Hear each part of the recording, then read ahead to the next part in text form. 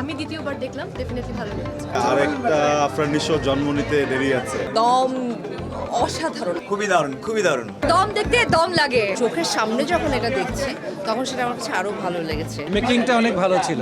Total যে গল্পটা সেই গল্পটা খুব সুন্দরভাবে রেদওয়ান রনি আমাদের সিনেমার মাধ্যমে উপস্থাপন করেছে। এরকম অভিনয় করতে অ্যাকচুয়ালি দম লাগে। সুরঙ্গ দাগের চেয়ে আজকে ওনাকে আমার বেশ ভালো লেগেছে। Is my favourite actually. এক কথায় মানে কি বলুন, ঈশ্বর যেই পরিমাণ ভালো অভিনেতা সেটা আমরা সবাই জানি।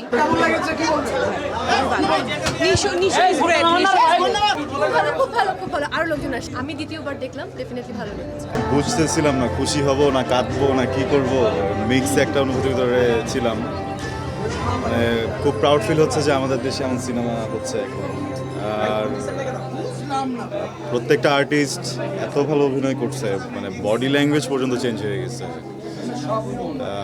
মানে আজকে সিনেমা দেখে মনে হচ্ছে যে সিনেমা করতে চাই, এরকম একটা বিষয় চলে আসছে ভিতরে। হ্যাঁ, আর একটা বিষয় হচ্ছে নিশোর ব্যাপারে বলবো, বাংলাদেশে আরেকটা আফরান নিশো জন্ম নিতে দেরি আছে। এত ভালো অভিনয়, এতবার গুজবাম দিয়েছে, এটা মানে বোঝাতে পারবো না। জাস্ট প্রত্যেকটা সিনে মানে একটা পশুর সাথে একটা মানুষের সিনের যে ডেপথ, মানুষের সিনে যে ডেপথ, ভীষণ ভালো, ভীষণ ভালো। মানে আচ্ছা, তুমি যাও। না, ভীষণ ভালো লেগেছে। আমার তো মনে হয় রনির আবার পুরোদমে নতুনভাবে আবার শুরু করা উচিত। অনেকদিন পরে ওর একটা মেকিং দেখলাম, দম অসাধারণ, ভীষণ ভালো লেগেছে। আর নিশো তো জাস্ট টু গুড, চঞ্চল ভাই টু গুড, সবাই ভীষণ ভালো করছে। এরকম আমার তো মনে হচ্ছে যে এই ছবিটি দেখার যে একটা এক্সপিরিয়েন্স, সেটা আমাদের বাংলা ছবিকে, আমাদের এখন যে বাংলা ছবিগুলো হচ্ছে এক্সপেরিমেন্টাল এবং ভালো, সেগুলোকে আরও এক ধাপ নিয়ে গেছে। কারণ এত গ্র্যান্ডারের একটা ফিল্ম এবং এত সিনেম্যাটিক একটা ফিল্ম, সেটা যে এক্সপিরিয়েন্স করব আমি একজন আর্টিস্ট হিসেবে তো আমার অবশ্যই খুবই ভালো লেগেছে। বিশেষ করে কিছু জায়গার ইমোশন ওয়াজ মানে মেসমারাইজিং, এত ভালো ছিল।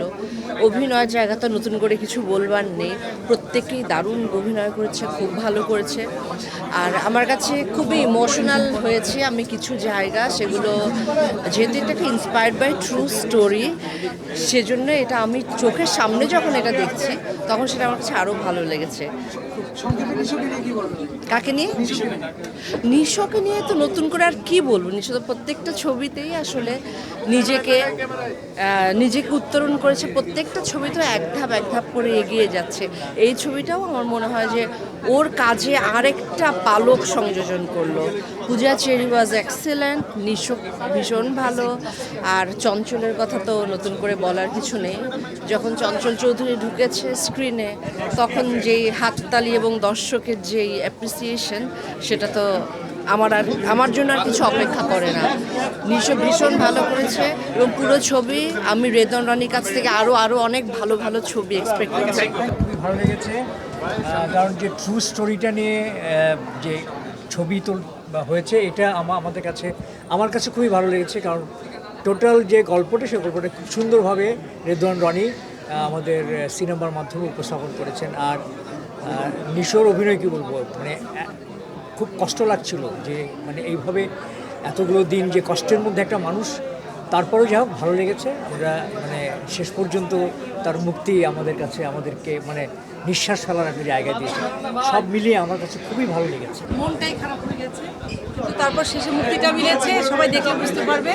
আর নিশো আসলে নিশোর এত মানে এনার্জি আর মেকিংয়ের ক্ষেত্রে আমি বলবো যে লোকেশন এবং এতটা সময় একদম দেখা এক মনে, মানে কষ্টটা অনেক গভীরের, কিন্তু ভালো লেগেছে। মানে চলচ্চিত্র যা, সিনেমা যা, পর্দা দুর্দান্ত।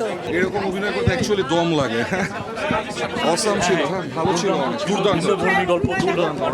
অসাধারণ, নিশো ভাইয়ের অভিনয় অসাধারণ। নিশো ভাই ইজ এক্সেলেন্ট। উনি প্রত্যেকটা সিনেমা একটার পর একটা, আমি যখন গত বছর দাগি দেখেছিলাম, আমি বলেছিলাম যে সুরঙ্গর চেয়ে দাগিতে আমার ওনাকে বেশি ভালো লেগেছে।